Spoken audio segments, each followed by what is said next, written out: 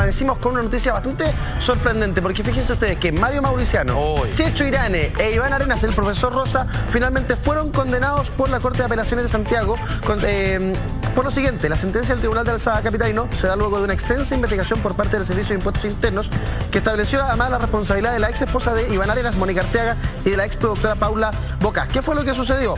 Aquí se emitieron boletas ideológicamente falsas, que las productoras de las figuras televisivas aumentaban sus costos de manera fraudulenta y rebajaban su carga imponible, todo esto entre 1997 y el 2001. ¿Qué dice el fallo, Julio? Según el fallo de la Corte de Apelaciones, se declararon documentos falsos, los cuales daban cuenta de operaciones inexistentes, afectando de esa forma la base imponible del impuesto a la renta y, por supuesto, obteniendo devoluciones de impuestos en forma indebida que ocasionaron finalmente un perjuicio fiscal de un total que ascendió a 589.043.545 pesos, efectivamente. Si bien en el 2014 los rostros apelaron a una sentencia condenatoria, en la revisión de la causa, la 11ª Sala del Tribunal de Alzada, que está integrada por los ministros Mario Gómez, Maritza Villadangos y Carlos Carrillo, confirmó finalmente esta sentencia, por lo que de esta forma los condenados deberán cumplir con lo siguiente: 3 años y un día de presidio con el beneficio de la libertad vigilada y pagar una multa por el total de lo defraudado, que según la investigación fueron 814 millones de pesos. O sea,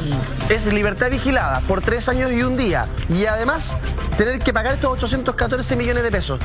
Esto lo dicta la Corte de Apelaciones. ¿Podrían apelar a la Corte Suprema, por ejemplo?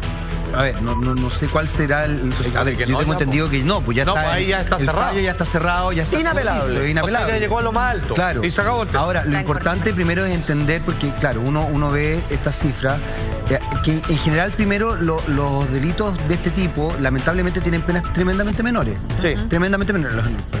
Hemos visto los escándalos este año concretamente, con gente que tiene bastante más poder incluso que estos rostros. Segundo, efectivamente esta es una situación tremendamente delicada para estos rostros que ya habían apelado, que efectivamente, como tú bien decías, Eduardo, ya llegaron a lo máximo, ya no pueden hacer nada más con esto. Pero también lo raro es que durante 4 años ellos hicieron este tipo de...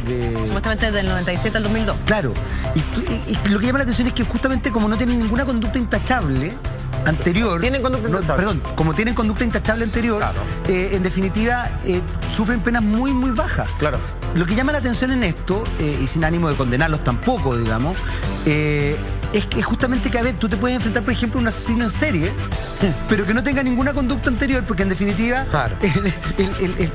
el acto es lo que repercute en forma constante durante 5 años. Durante 5 años se malversó, digamos, se malversaron fondos. Claro, pero yo creo que la investigación se inició precisamente el año 2002, por eso se hizo retroactiva hasta el 97. Claro, y ahí ahora, el gran problema que tienen en estos momentos, que afortunadamente hasta lo que alcanzo a entender sí tienen los medios, es que esto no es repactable. O sea, esa cantidad que tú acabas de decir la tienen que pagar de Eso te iba a decir, espérate. Tienen que pagar de una. 814 millones de pesos. Yo he tenido que tratar en infinitas oportunidades, por distintas razones, que el Servicio de Impuestos Internos ya hay fallos definitorios. O sea, hay veces que uno puede repactar. Por ejemplo, cuando en términos de la mayoría de las personas reciben deducción de impuestos. Sobre cierta cantidad tú tienes que pagar. Y eso tú lo puedes dividir, digamos, en cuotas, porque ellos mismos entienden que son cantidades importantes. Pero en este caso, cuando hay un fallo, es de una. Mira, hagamos algo. Hablamos esta mañana con nuestro abogado Carlos Durán para que nos explicara si efectivamente estas 3 figuras pueden apelar o van a tener que pagar estos 814 millones de pesos así, al contado, al Servicio de Impuestos Internos, a la Tesorería General de la República. Más bien, mira. Son condenas que es en relación con manejo de impuestos, IVA, básicamente.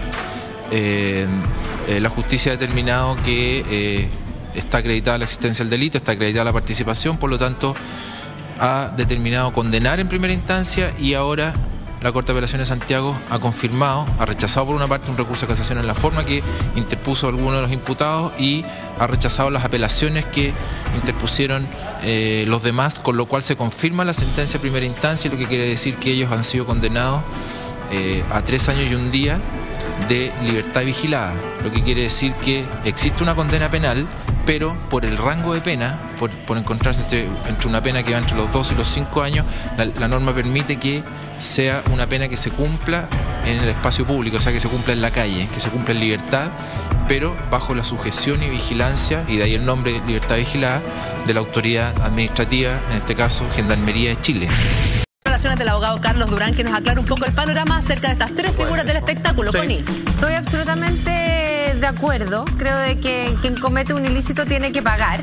o sea, ley pareja no es dura. El día de mañana, ojalá de que nadie de mi familia esté involucrado en algo, pero si está, voy a ser la primera en decir ley pareja no es dura. Claro. Y yo creo de que esto también se hace bien porque va marcando precedente, porque lo que antes era una práctica habitual en todas partes, todo el mundo lo hacía, hoy día ya la gente en verdad ya dice, ¿sabes qué? Ya mejor no lo voy a hacer, no voy a hacer una boleta ideológicamente falsa porque me puede caer servicio de impuestos internos encima. Entonces nos vamos convirtiendo en un país donde las reglas se cumplen, un país más transparente. Entonces me parece bien, lamentablemente ellos tendrán que pagar, pero como corresponde, como cualquier chileno. Entonces, está bien, pero lo que me pasa a mí, yo no sé, yo no conozco a Mauriciano ni tampoco a Checho Irane, pero sí conozco mucho al profesor Rosa y lo encuentro un hombre tremendamente encantador. Entonces puede ser que de repente se hizo mal asesorar por un contador que le dijo, no, consíguete boletas para... O sea, de repente hay contadores, ya lo vimos con el contador de la estrella, que en el fondo te arman unos timbaleques y de repente te veís envuelto en una... Tanto tiempo. Claro, yo creo que uno tiene que también entender las aristas más personales.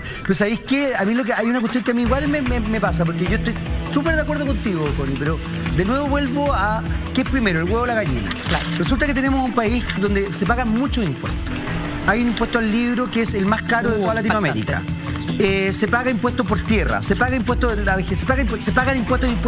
O sea, finalmente se genera una instancia donde mucha gente, no estoy hablando de este caso en particular, sino que mucha gente que quizás no tiene tan buena situación se ve acogotada y lamentablemente genera esta instancia. Vamos a ver, Jaime, qué es lo que sucede finalmente con este caso, con estas tres figuras del espectáculo. Pero